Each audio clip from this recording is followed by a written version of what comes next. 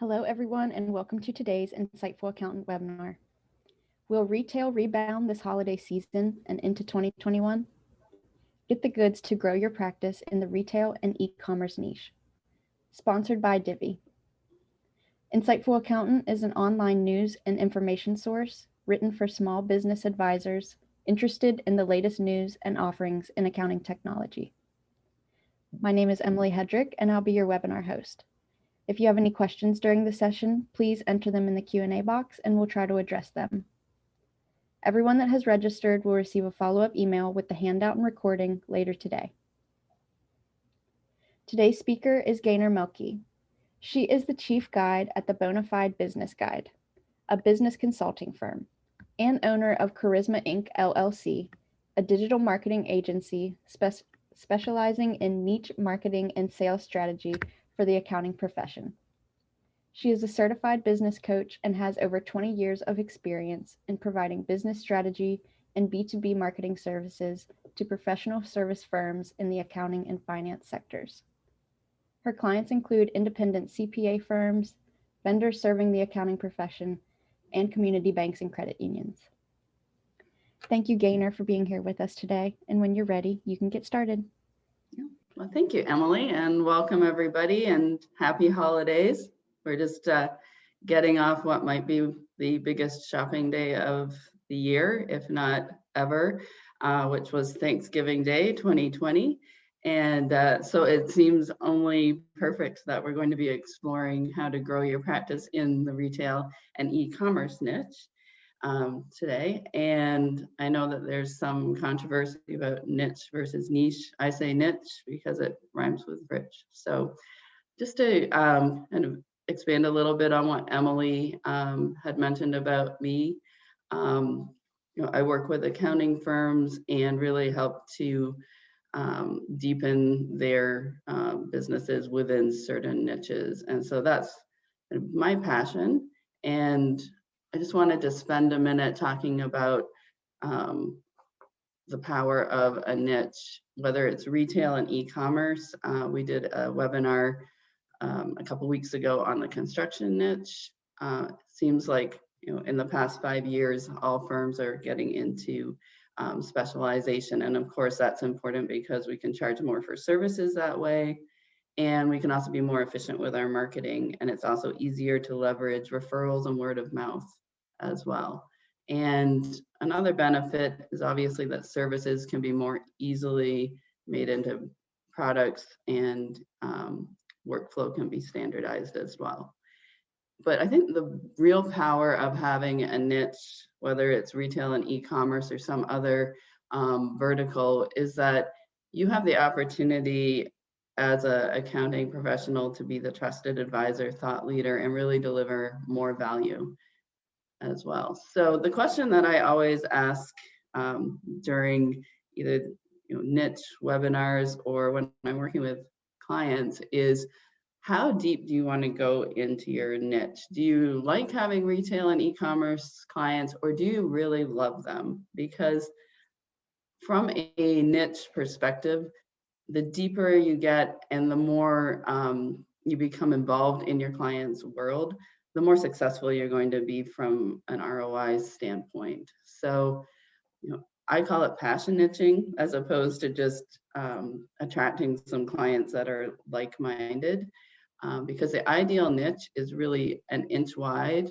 and a mile deep. So sitting on the surface is what a lot of firms tend to do. So they look at construction, they look at retail, they look at e-commerce, maybe they're looking at cryptocurrency, and they're saying, this vertical looks like there's, quite a few businesses that we could attract in there. Maybe we'll make some money doing that. But to really get the pay dirt that we talk about at the bottom of this slide, it involves getting deeper and creating a product offering so that you can attract more of the same client, and then really being able to leverage that requires a deep understanding and an exceptional level of service to a specific group of customers. So today, that's what we're going to talk about, is really getting deeper into the retail niche and e-commerce so that we can understand the pain points that your firms can help to address and be more successful when expanding your relationships within this niche. So today we want to really create a strategic blueprint for building new growth opportunities for your firm in retail and e-commerce. So that really starts with the knowledge of the current market forces at play. And as I mentioned off the top, we are just coming off some of the most interesting and wild times in retail, that right, a lot of us can remember, which is a pandemic combined with a shift to online, combined with traditional brick and mortar retailers having to rethink their strategies and survival, from the very biggest retailers to the niche retailers who many of you may be working with as well. So looking at what they're facing, what the market is doing, and then the translation of all of that into the pain points that they are feeling, and how your firm can position what you do into solutions that can really help them. And then the third point in our blueprint is one that I find a lot of firms tend to skip over, is that they go straight to the market with, oh, we've got these solutions that can help you, instead of saying internally, this is really a niche that we want to understand and grow with, and we want everybody on the same page as how to serve them best. And then understanding who your real client is versus an idealized picture that you may have in your head, and what really motivates them. So we're going to look at that from the perspective of traditional retail and e-commerce retailers as well. And then we'll look at some business development strategies that you can apply to grow your opportunities in these niches as well. So before we get started looking at some of the market stats and forecasting for these two niches, I wanted to ask our first polling question. So if Emily, you can bring it up. I just wanted to get a handle on who is serving traditional retail clients, e-commerce clients, and who's doing a combination of both.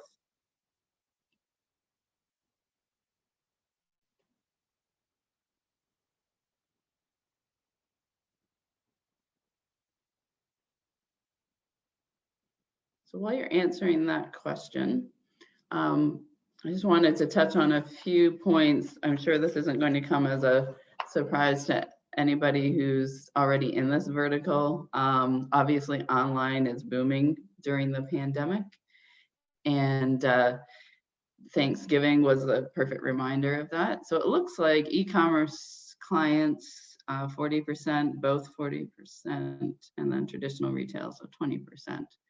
All right, well, that gives us a good handle on the fact that we're probably going to spend a little more time on the e-commerce segment. All right. My slides are not advancing. We were just, oh, there we go. All right. So the 2020 holiday season predictions, and these are from the National Retail Federation. We've already kind of had a little peek to see if these are going to be accurate, but COVID-19, obviously there's a resurgence of cases that are going on and is expected to continue through the winter. And the NRF is predicting that will dampen in-store sales and spike online orders, not surprising. However, we were actually talking right before this webinar started with Camden from Divvy and Emily and myself, that one way that traditional brick and mortar retailers are kind of getting around this is through the curbside pickup option. And so traditional retailers who are using curbside, there was just some stats that were released by Adobe, and they found that traditional retailers offering curbside pickup had a sales boost of 31% over the past 6 months.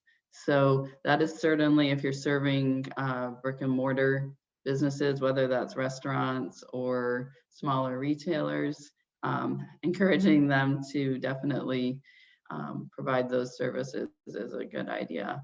Retail spending to remain flat. Well, we've already seen from this past holiday weekend that sales are up around 5% for holiday spending. So that is a very good thing. Spending is down, or that was the prediction per shopper. I haven't seen the stats on that yet from the whole cyber month that has been occurring, and that's another trend that we're seeing, is that we're no longer restricting ourselves as holiday shoppers to just a couple of days during November to get a head start on our shopping. So that is another thing to keep in mind in this market. And then brick and mortar stores are having to focus more on the safety measures, which can be an expense for them, as well as early discounts to attract consumers. And again, I think I started seeing Black Friday ads in about mid-October, kind of meshing with Halloween advertising. So again, it's an expanded market opportunity to try and drive those dollars. And then e-commerce businesses are really focusing on service, price, and deliverability of goods. And that is another kind of intersection between e-commerce and retail, where some of our huge online retailers such as Amazon are actually, they were having problems at the beginning of the pandemic with deliverability, and some of those more nimble traditional retailers are filling the gap and seizing the opportunity with those curbside pickups. So if Amazon can't deliver, I could go to Target and pick up my toilet paper because they still had it in stock. And then retail e-commerce sales were predicted to reach 4.13 trillion in 2020, so up 77%. And over Thanksgiving weekend, they actually increased 21.5% over 2019, and $5.1 billion were spent just on Thanksgiving Day online. So obviously, online and e-commerce is where it's at. So if you're in that niche, there's great opportunity if you can provide the solutions that these particular businesses are looking for.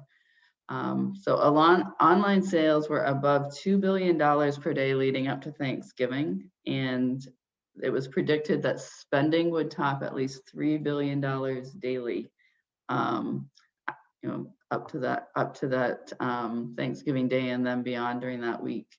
And Black Friday online sales predicted to be high at 10 billion. So I haven't seen the consolidated numbers from Thanksgiving Day and Black Friday and Cyber Monday, but I'm sure that we pretty much are going to be topping that as well.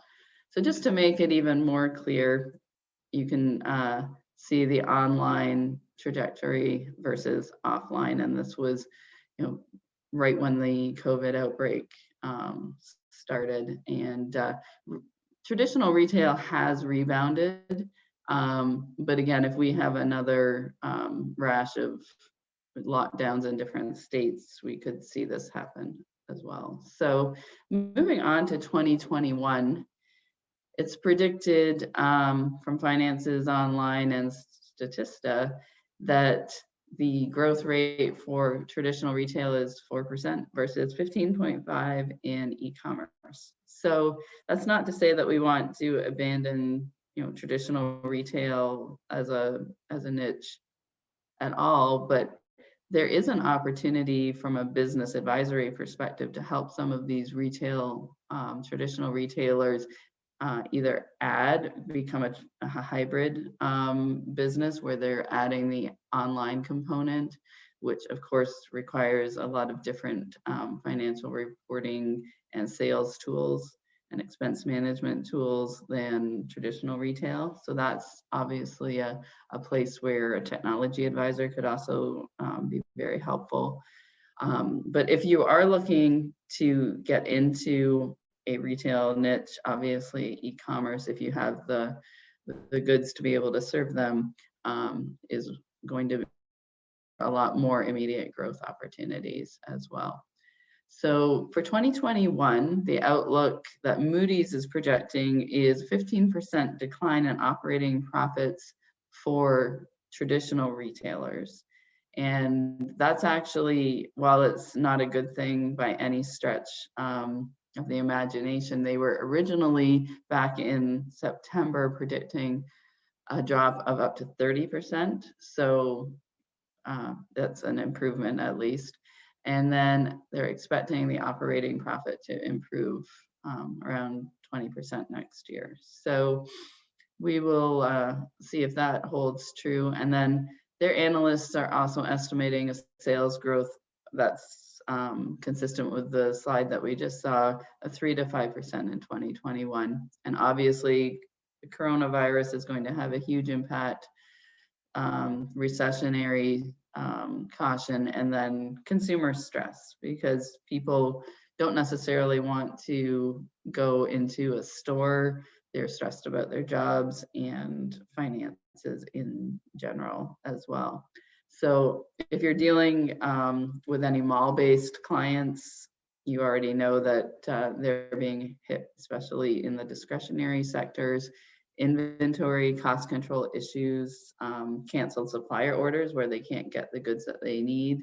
And then obviously the post-holiday returns as well, which is interesting because from a return standpoint, e-commerce actually has a much higher returns rate than retail does. So that's another pain point that kind of spans both of these niches. And then BDO anticipates brick and mortar sales to decrease about 14% in 2021. So I think it really depends on the different sectors that these businesses are in, but we can see that traditional retail is going to struggle as well. So cost control issues and definitely decreasing revenue are going to impact them.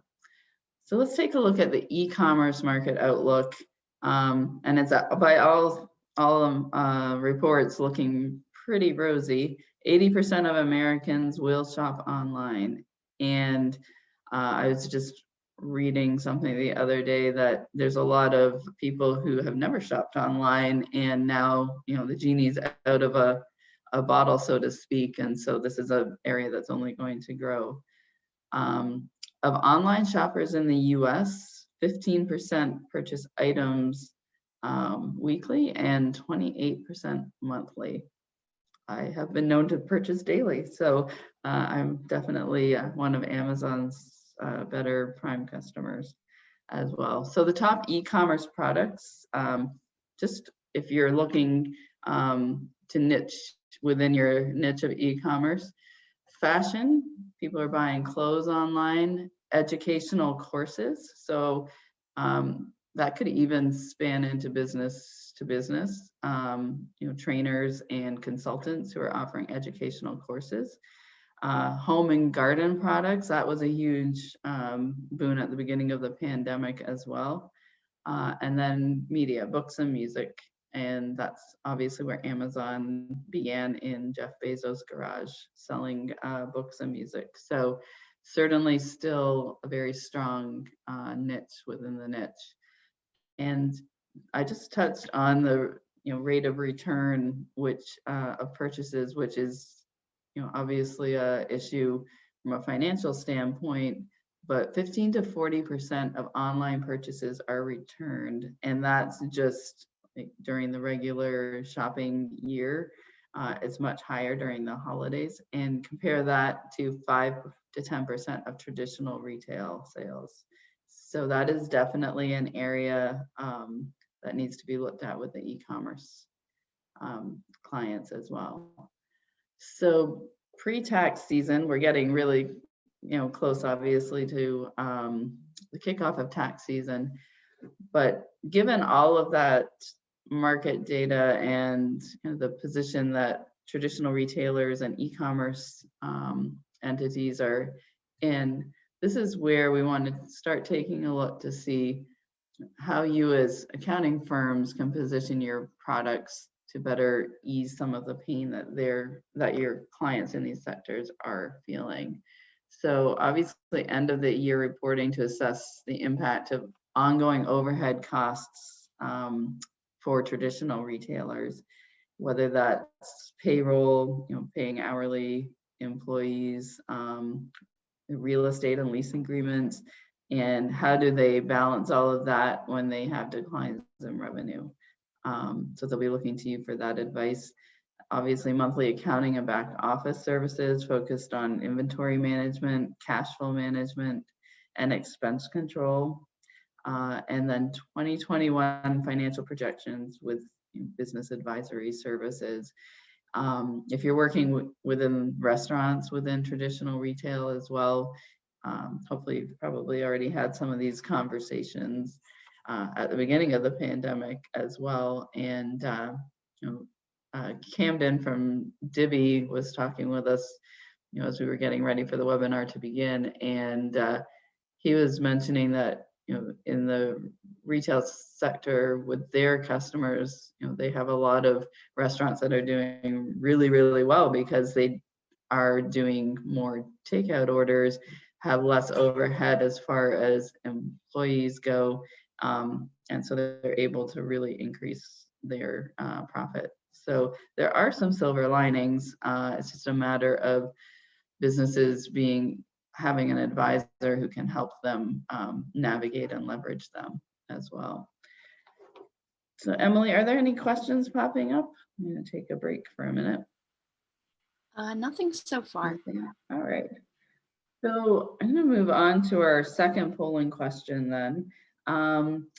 Given the outlook for traditional retail in 2021, what we just covered, and seeing the growth that's happening in e-commerce, we wanted to know if those firms who are serving traditional retail are planning to decrease the number of clients, or at least not take any more clients on. And this would be in the traditional retail as opposed to e-commerce niche.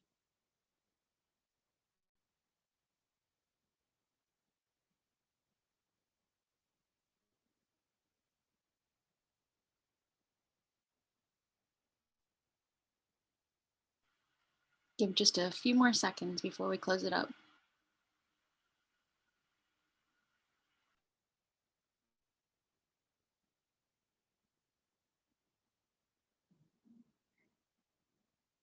All right, so no, we're going to stay pretty steadfast, and yes, 40%. All right, excellent. So we may as well roll into the kind of twin question to that one, Emily, which is how many firms are planning to add or grow in the e-commerce client base in 2021?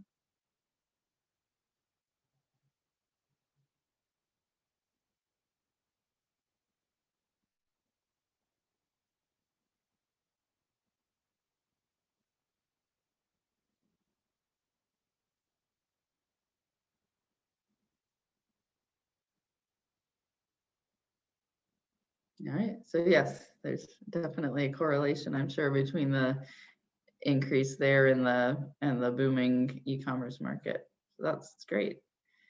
So for firms who are looking to grow within the e-commerce niche, I actually recommend, if you haven't found this website, it's a CPA firm that specializes in e-commerce called ledgergurus.com. They have an excellent website, and I actually stole this information from there with credit. But it really gives a nice overview of some of the pain points for e-commerce clients. And Ledger Gurus actually trains other CPAs on how to work with e-commerce clients effectively. So one of the big issues, and if you provide technology consulting services to your clients, you'll be able to hopefully leverage those skills and help them in this area. Is a lot of online retailers, especially those that are smaller and are just kind of finding success in the past like 5 years really don't have good systems set up to be able to find transactional data and to find what's happening with their business. And that's, you know, the perfect opportunity for accounting firms to step in and be able to help these owners paint the big picture and then take steps to maximize their numbers and reduce, you know, expenses, tax obligations, and really tighten up their reporting as well. So you can take a look at this slide and it'll be emailed out after the fact as well, but inventory management is a huge issue, as well as cost of goods as well. A lot of these business owners aren't calculating cost of goods correctly, and they don't really know how to account for the flow of inventory through their, you know, regular business as well. And then the sales tax issue, you know, when you're selling in multiple states and potentially multiple countries as well, you know, that's an area where these clients need a lot of support and expertise too. And then foreign transaction costs, as I mentioned, if they're selling in different countries, you know, that becomes a whole very complex situation where they need the help of your firms too.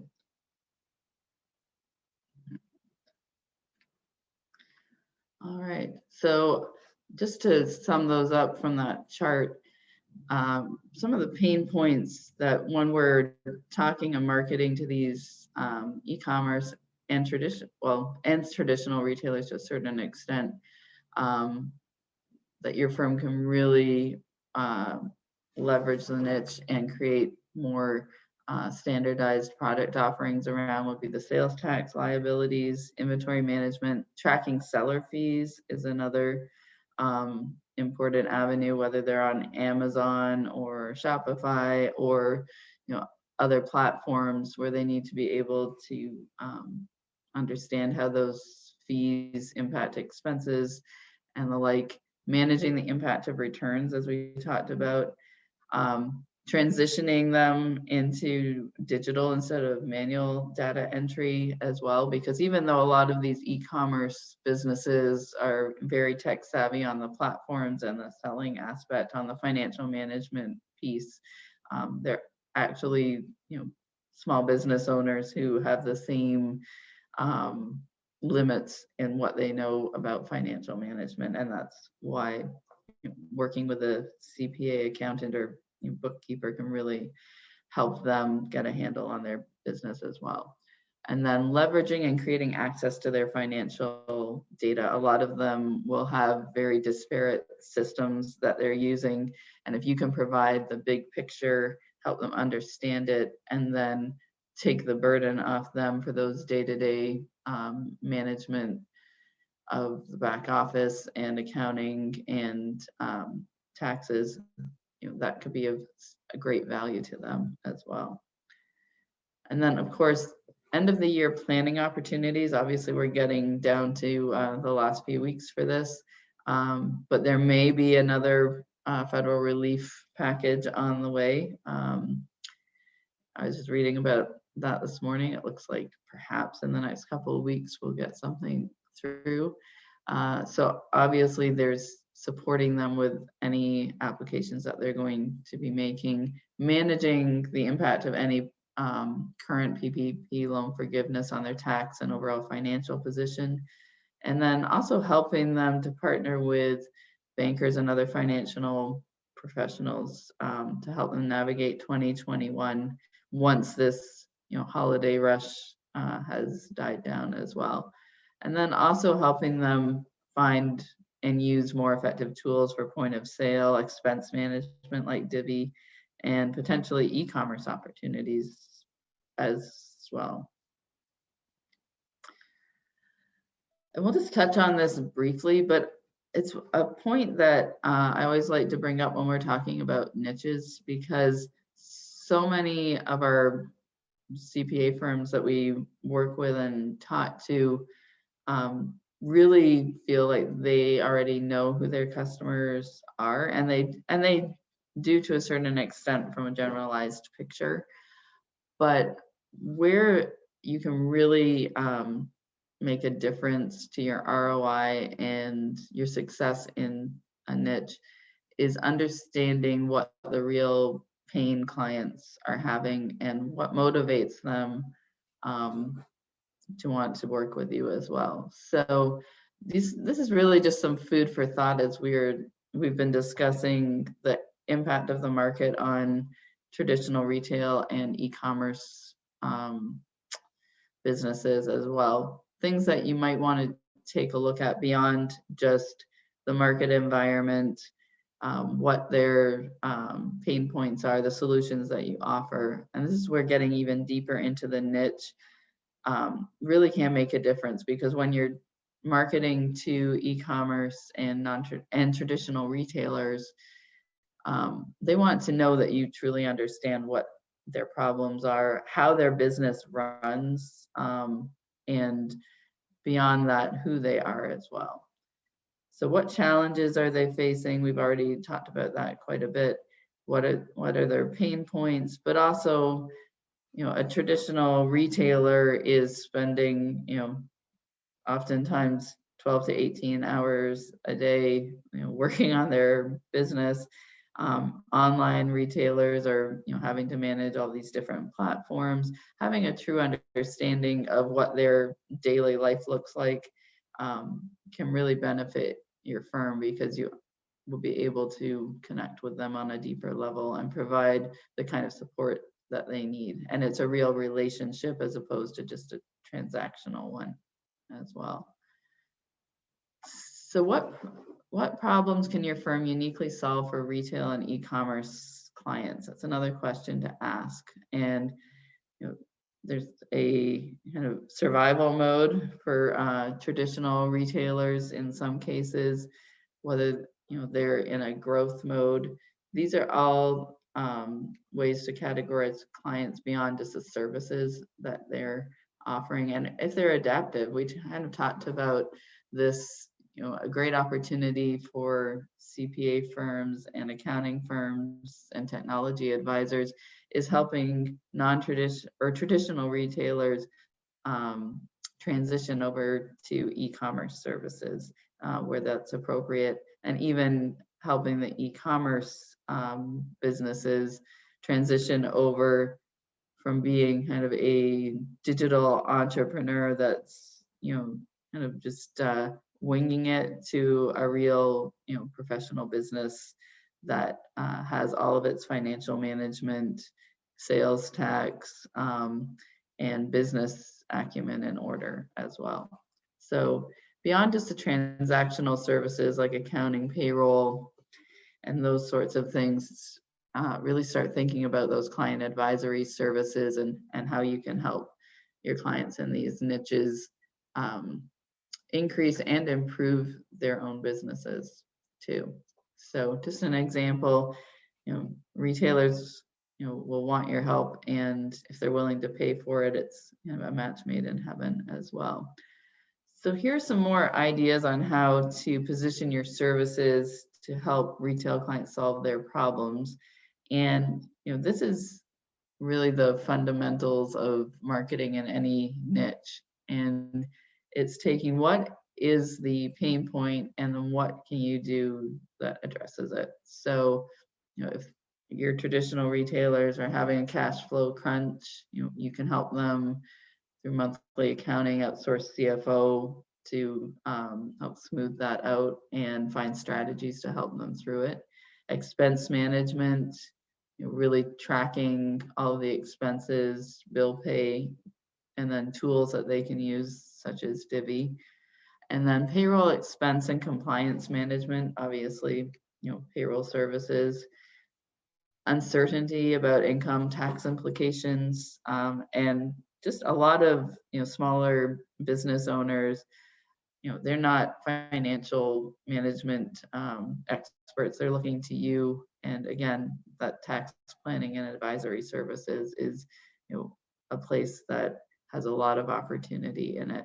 And then fraud and loss prevention as well. So if you're specialized in forensic accounting and auditing, that is certainly an area as well that, crosses both of these niches in that. So we talked about this a little bit off the top, and really getting a handle across the firm level about how deep you want to go into these niches. And it sounds like many of you, who are on this webinar are already serving these clients, but expanding relationships really takes a comprehensive approach across your entire workflow within the firm, and an understanding by everybody about these types of clients. And if you've got 3 or 4 retail clients and you want to grow the base, then you've got a good starting point to be able to do this. If you're already serving 100 retail clients, it's probably happening organically. But it really comes down to creating that specialization of knowledge across everybody in the firm, and that's what is going to attract more of these clients to do more business with you as well. So some of the ways to dig a little bit deeper and really understand who your customers are in these niches.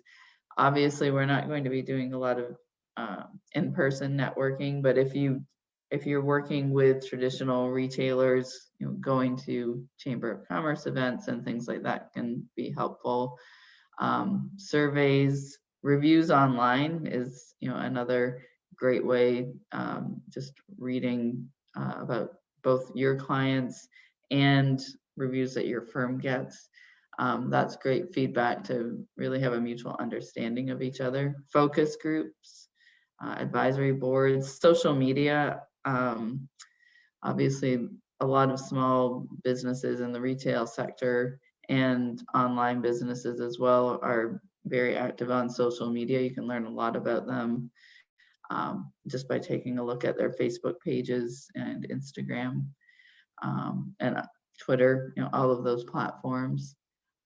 Beta testing your service offerings as well. If you've already got clients who are in either of these niches, this is an area that a lot of firms tend to skip over when they're looking at developing niche products. So for example, if I was going to create a payroll product offering that targeted specifically restaurants, I might actually put that program together, and before going out and marketing it, actually ask for some feedback from my existing clients so that we could really refine it. And I know that sounds like very basic, but a lot of firms don't do that, and then they aren't as successful as having something where they've really taken the time to understand the pain points that their existing clients feel that a product would address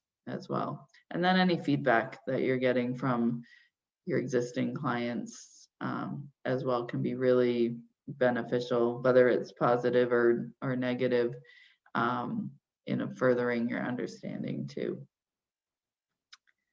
All right, so a few business development strategies that we can employ in both of these niches that we'll talk about just at a very high level here. But as we've kind of talked about, I guess from a different perspective, traditional retailers, very different than e-commerce business entrepreneurs. A lot of, from a psychographic perspective, a lot of online business owners are much more entrepreneurial and business focused than retailers who might be operating a small business that's really a passion for them, which makes them two very different kinds of clients to market to. And so I'm not going to kind of list out all of the places where we could potentially target these two different types of business owners, but it is important to think about where are they going to be getting their information from. So an e-commerce entrepreneur, as I would call them, they're going to be doing a lot of reading on those blogs, industry news. They'll probably get information from some of the software platforms that they're using as well. And so it's really a matter of thinking about where are they going to be getting information and how could you position yourself to be where they're looking for it. Obviously, having a very strong online presence and doing some, Google advertising might be helpful here, as well as getting involved perhaps with some blogs and providing expertise from a tax and accounting perspective would be helpful. And then traditional retailers, social media is still a very good place to target them as well, because they tend to be more active on there looking at their own customers as well. So just something to keep in mind when you're trying to target these audiences is thinking not in the generalized way about whether you're emailing them or or posting things on Facebook, but really thinking about where do they prefer to get their information. And just as a general rule of thumb, most business to business research is still being done online. And so whether it's a traditional business owner in retail or an online entrepreneur, they are going to be doing Google searches and looking to find CPA services primarily through the web as a first line of research. So it's a good idea to make sure that your website reflects that as well. And then what kind of content do they prefer? Again, I think both of these niches, the business owners are really looking for that expertise at a deeper level. And so if you can take the time to write specific blogs, put them on your website, that would be very beneficial as well. And also a point from the last slide too, if we can get involved in some of the trade industry organizations and publish articles through them or work on relationships through them, that's also really useful too. And then for existing retail clients, this is true for both niches really. I always call this wheezing when somebody comes to your firm website and it's all about your firm. Again, just spin it around and make it about how you can solve their pain points as well. And then if you're already serving these niches and you've got good traction as well, take a look at getting some additional low-hanging fruit if you're looking to grow and expand relationships by segmenting your existing client base and current service usage and really cross-selling other services within that solving your pain framework. So obviously just heading into tax season, if a client's only coming to you for tax preparation, we could start to expand the conversation to include payroll, monthly accounting, and those other services as well. All right, so e-commerce clients, again, they're a different animal altogether. And so they're going to really be looking for a CPA, accounting, bookkeeping firm that has the technology knowledge and service model that mirrors their own, because that's the life that they're living in the business that they operate as well.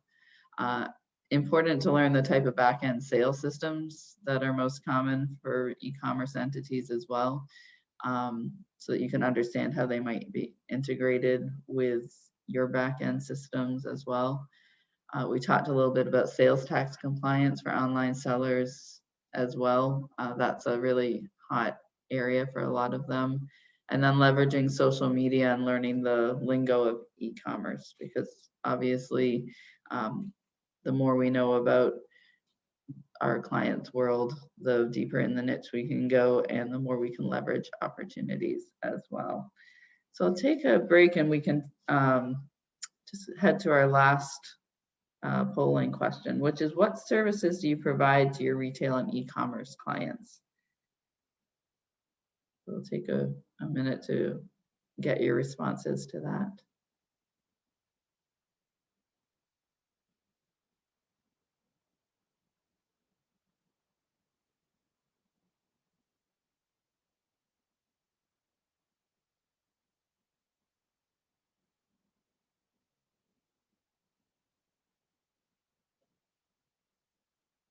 Right.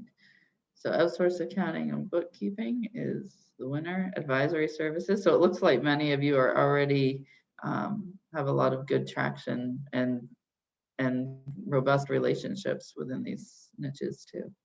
That's great. Okay. All right.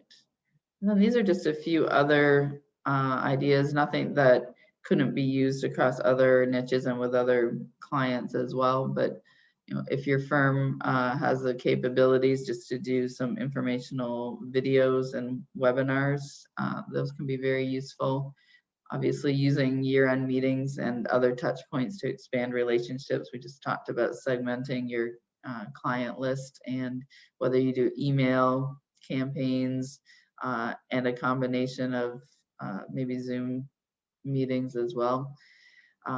That would be useful. And then, as we talked about, most of our clients are now finding information online, which isn't anything new, but few firms are really, I would say, fulfilling the opportunity to set up really deep information that can help them attract new clients online within a certain niche. So, I have a point here about setting up a resource center on your website. It doesn't need to be anything fancy, but even a simple, page with frequently asked questions that can address some of these pain points that we've discussed for traditional retail clients or e-commerce clients can really help your firm boost its SEO and be found by more of the same type of clients online as well. And it's also a great resource for your existing clients too. And it's something that's really simple that can be accomplished relatively easily. So, when we talk about attracting new clients, fishing where the fish are, and the deeper you go with providing those kind of resources and making your firm, the go-to place for like-minded and like industry clients, the more success you're going to have as well. Just a few other business and lead generation strategies that you might want to try as well. Google My Business, obviously, if you're going to be working with online businesses, you'll want to make sure that you've got that set up. LinkedIn, more from the entrepreneurial side. A lot of firms are not even close to leveraging, LinkedIn to find clients within these niches or others as well. So certainly something that would be a New Year's resolution if you haven't got your personal profile and your firm profile maximized on there as well. And then obviously, if you're already working with clients successfully in these niches, leveraging those stories and providing social proof, whether those are testimonials on your website. I even have clients who will write up little case studies and put them in email newsletters to target potential clients as well. And then asking for referrals, again, another very simple strategy that a lot of firms are not using. So if you've had success in this niche with several businesses, then they probably know other people and other businesses that could use your help as well. And just another few notes on your web strategy when it comes to traditional and e-commerce niches. These were just two examples of firms that have really taken the niche and applied it to their web presence, and it totally changes the conversation that they're having instead of being a CPA firm with a specialization, or who we serve kind of up at the top in their navigation with a drop down that says retail or e-commerce clients, they have positioned themselves as the e-commerce accountants. There is no mistaking what they do. And this may be just one website that they have for their firm, but it's a very specialized one, and that is what pays off in terms of SEO, in terms of the branding, and in terms of really connecting your specialization within this certain sector with the people who need it.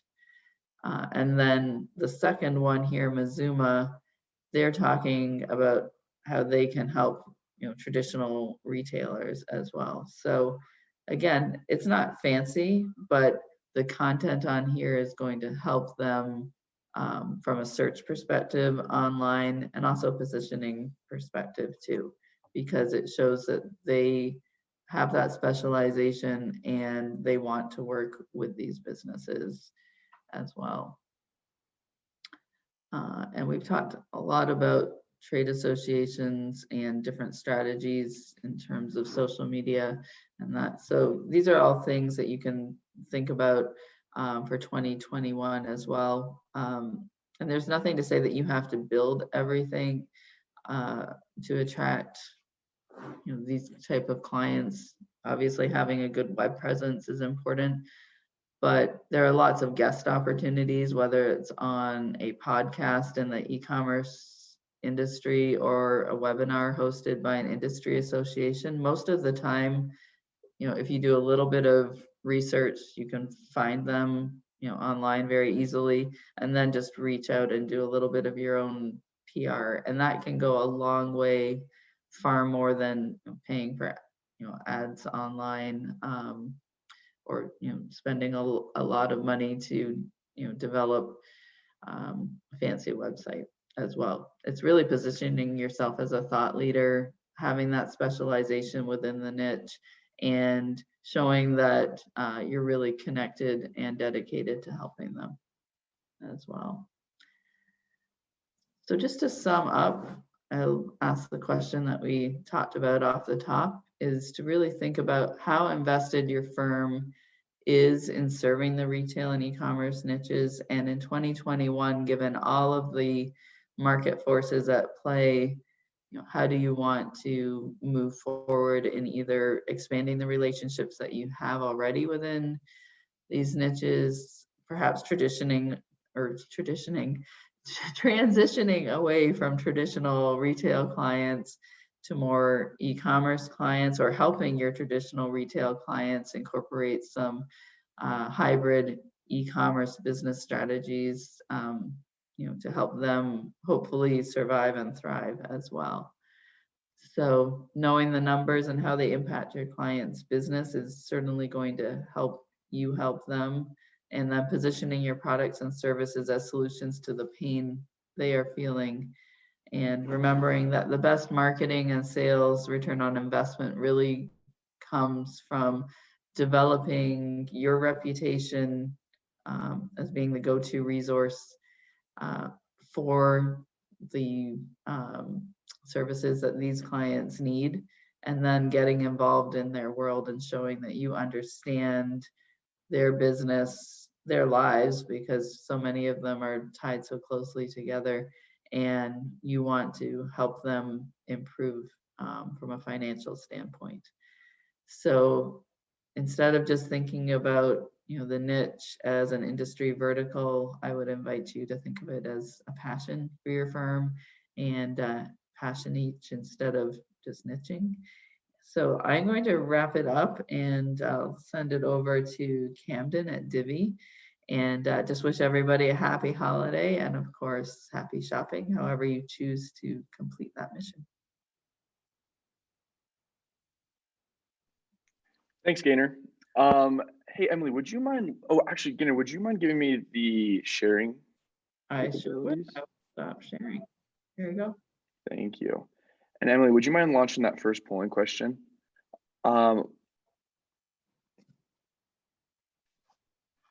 Thank you. Yeah, hi. So I'm Camden with Divi, and I'm here just to introduce what Divi is and introduce specifically our partnership program. And there was a question that was asked by an anonymous user, so I don't know who it is, but if you want me to dive deeper into it, I'll go into more of it. But they asked, what is Divi? I hear about like little tidbits at the end of these webinars, but I don't really understand what it is. And perfect. Is that poll all good?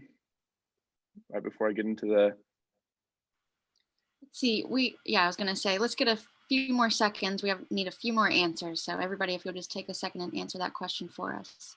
Perfect, thank you. Sorry, I'm just rearing to go about what is Divi. Perfect.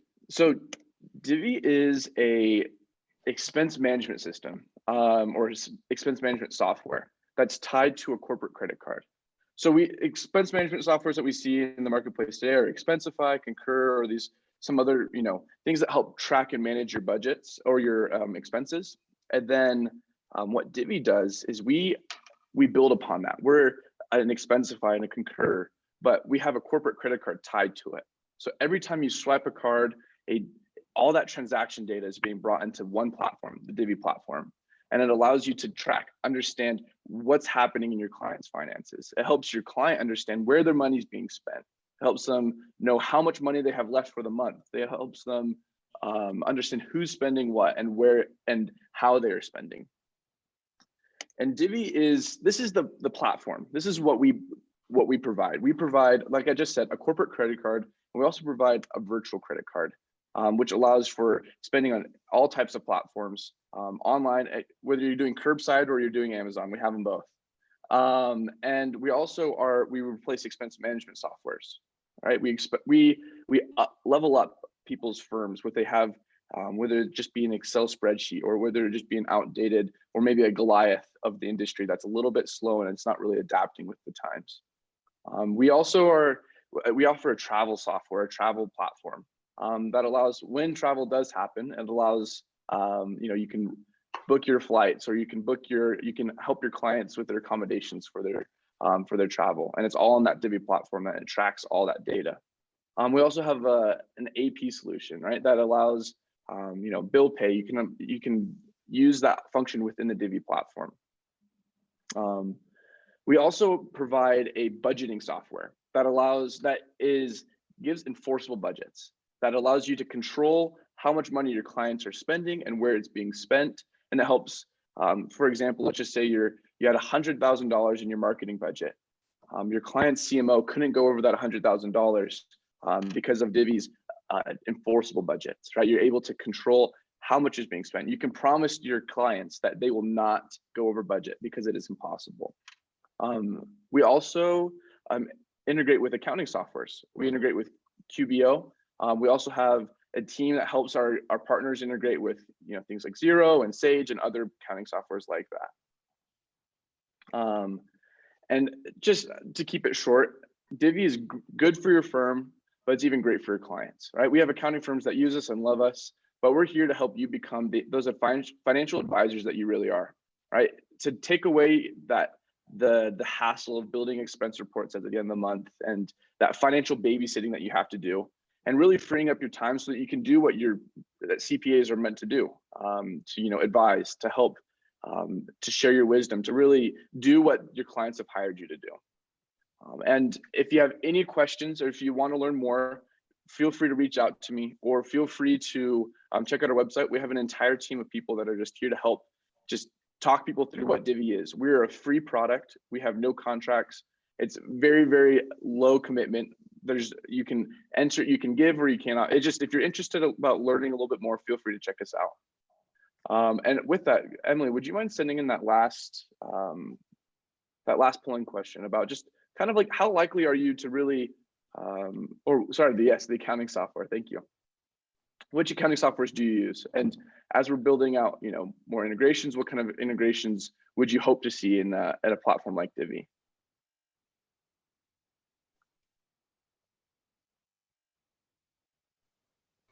All right, great. Thank you, Camden. We'll give everybody just a few more seconds to answer that poll. I just want to say thank you, Gaynor, for the presentation, and Camden for your intro of Divi.